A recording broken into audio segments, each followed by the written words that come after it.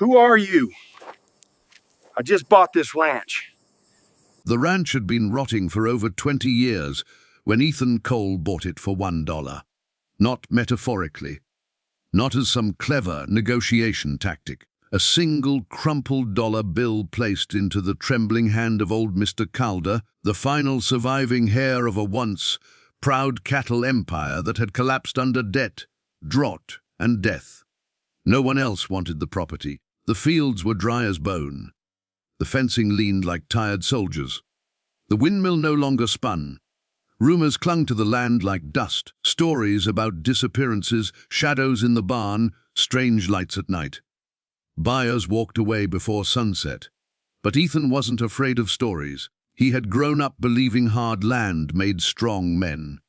After losing everything in a failed construction investment in Houston, all he wanted was distance. Distance from banks, from people, from pity, when he saw the ad buried in an online listing, abandoned ranch. As his one, must take full liability. He felt something stir that he hadn't felt in years. Hope. The first time he drove through the open gate, it felt like crossing into another era. The ranch house sagged but stood stubbornly against the wind. The barn doors were half hanging, scraping slightly with each gust. Tall golden weeds swallowed what used to be a path. The silence wasn't empty, it was watching. Ethan stepped out of his truck, boots pressing into dry earth. "You're mine now," he muttered, mostly to himself.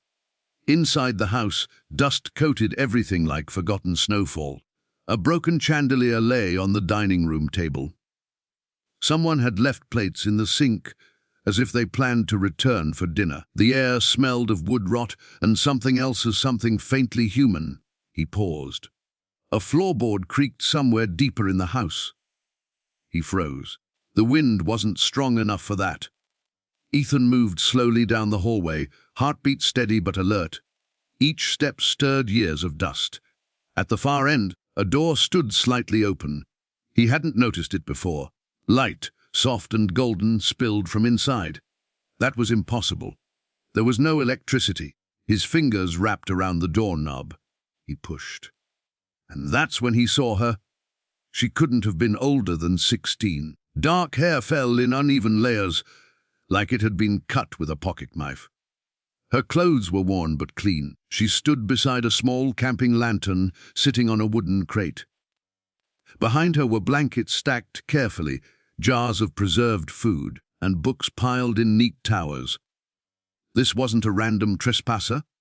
This was someone who lived here. They stared at each other for several seconds, long enough for fear to turn into something else. "You're not supposed to be here," she said first. Her voice didn't tremble. "I bought the ranch," Ethan answered, equally calm. "For $1. Her expression shifted, not shock, not anger. Something quieter, disappointment. "Then he finally gave up," she whispered. "Ooh." She hesitated. "My grandfather." Ethan's mind turned quickly. Calder's only son had died years ago. Locals said there was no family left. "Your grandfather sold this place to me." She nodded slowly. "He thought I was gone.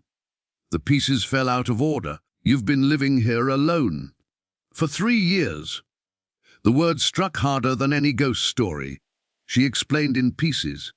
Her name was Lily Calder. When the debts swallowed the ranch, her grandfather grew ashamed. He told the town she'd gone to live with relatives. In truth, she refused to leave.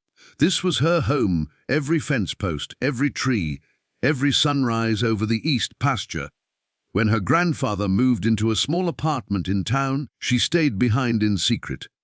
He believed she'd eventually follow. She never did. "I know how to fix the pump," she said quietly, "and I've been planting small crops behind the barn where the soil's still good."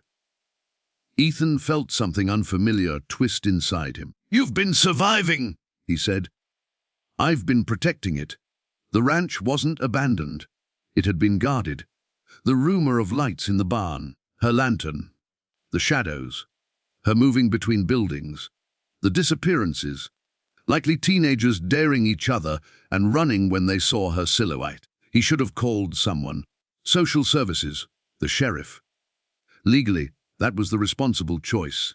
But as he looked around at her organized little corner, the jars labeled carefully, the books worn from rereading, the small repaired tools, he didn't see a helpless runaway. He saw resilience. "What do you want?" Lily asked. It was a fair question. Ethan exhaled slowly. "I was planning to fix the place up." She studied him carefully. "You'll sell it?" "No." She raised an eyebrow.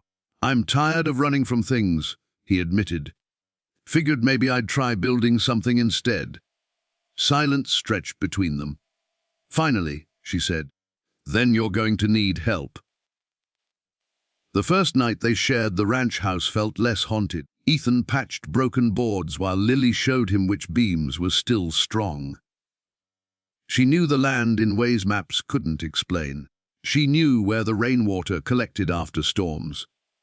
She knew which section of fence cattle used to test first. She knew the wind's personality. As days passed, the ranch began to shift, not magically, but stubbornly. They repaired the windmill together, the first time water groaned up from the well pipe.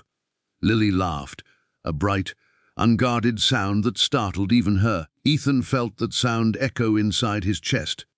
He called Mr. Calder after a week. The old man didn't speak for several long seconds after Ethan explained. "She's alive," his voice cracked. "She never left." The reunion happened quietly. No dramatic music. No grand speeches. Just an old man stepping onto the land he thought he'd lost forever. And a girl standing in the doorway, pretending she wasn't shaking. Pride had separated them. Fear had kept them apart. That day, pride finally broke.